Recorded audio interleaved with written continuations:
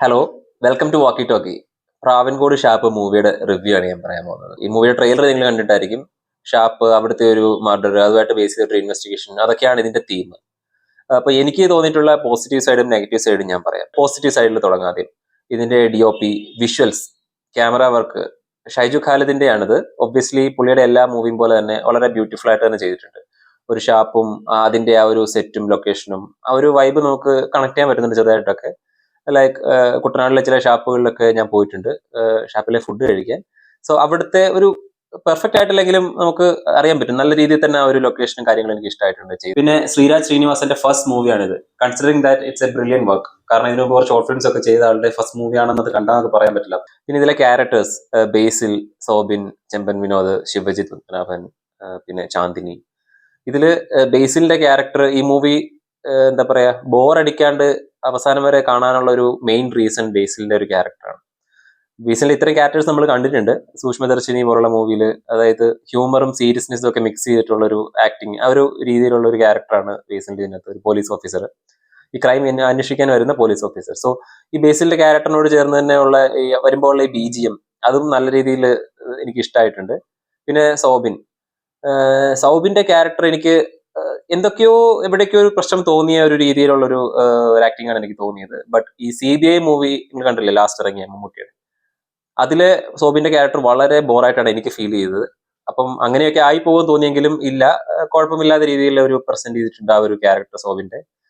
പിന്നുള്ളത് ചെമ്പൻ വിനോദ്, ശിവജിത്ത് പത്മനാഭന്റെ എടുത്തു പറയേണ്ട ഒരു ക്യാരക്ടറാണ്. വളരെ റോ ആയിട്ട് ഒരു കലിപ്പ് ക്യാരക്ടറാണ് ശിവജിത്ത് പത്മനാഭൻ ഇതിൽ കാണിക്കുന്നത്.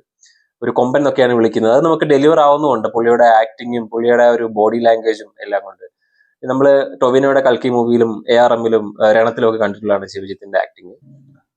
പിന്നെ ഈ മൂവിയിലെ ഫീമെയിൽ ലീഡ് ചെയ്തിട്ടുള്ള ചാന്ദിനി അത്യാവശ്യം കുഴപ്പമില്ലാതെ ആ ഒരു റോള് ചെയ്തു എന്ന് എനിക്ക് പറയാം. പെർഫെക്റ്റ് ആയിട്ട് എനിക്ക് തോന്നിയിട്ടില്ല.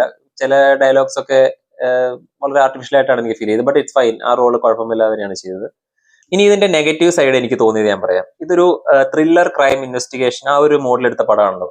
പക്ഷെ ഈ മൂവിയിൽ എവിടെയും എനിക്കൊരു ആ ഒരു ക്രൈം ഇൻവെസ്റ്റിഗേഷൻ ആ ഒരു ഫ്ലോ എനിക്ക് തോന്നിയിട്ടേ ഇല്ല. അത് ഇതിന്റെ ഒരു വലിയ ഡ്രോബാക്ക് ആയിട്ട് എനിക്ക് തോന്നിയത്.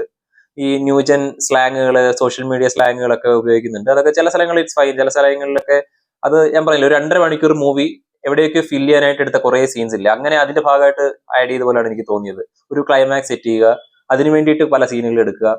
പിന്നെ ഡാർക്ക് ഹ്യൂമർ ചില സ്ഥലങ്ങളിൽ നന്നായിട്ട് വർക്ക് ചെയ്തിട്ടുണ്ട്, ചില സ്ഥലങ്ങൾ അതുപോലെ തന്നെ ഭയങ്കര ബോറായിട്ടും ഉണ്ട്. ഇതിലെ ജോക്സും ചിലതൊക്കെ നല്ലതാണ്. സോ ചുരുക്കി പറഞ്ഞാൽ ഇതൊരു തിയേറ്റർ മസ്റ്റ് വാച്ച് മൂവിയാണെന്ന് ഞാൻ പറയില്ല. ഇതിന്റെ സിനിമാറ്റോഗ്രഫി, വിഷ്വൽസ്, ബാക്ക്ഗ്രൗണ്ട് സ്കോർ ഇതെല്ലാം തിയേറ്ററിൽ കണ്ടാൽ നന്നായിരിക്കും, ഐ അഗ്രി. ബട്ട് അതുകൊണ്ട് മാത്രം ഇത് തിയേറ്ററിൽ പോയി കാണണമെന്ന് ഞാൻ പറയില്ല.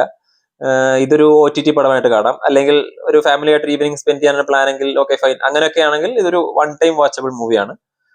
നിങ്ങളുടെ അഭിപ്രായങ്ങളും നിങ്ങൾ കണ്ടതിന് ശേഷം അറിയിക്കുക. എനിക്ക് തോന്നി ഇതൊക്കെയാണ്. So that's it. Thank you, bye bye. Character ആവട്ടെ. Hello, welcome to Pravinkoodu. പിന്നെ ഇതിലെ ഫീമെയിൽ ലീഡ് ചെയ്യുന്ന ചാന്ദിനി നന്നായി തന്നെ ചെയ്തിട്ടുണ്ട്. ആ ക്യാരക്ടർ നന്നായിട്ടല്ല ചെയ്തത്.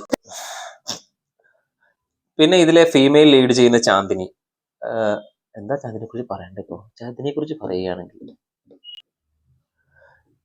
പിന്നീടോ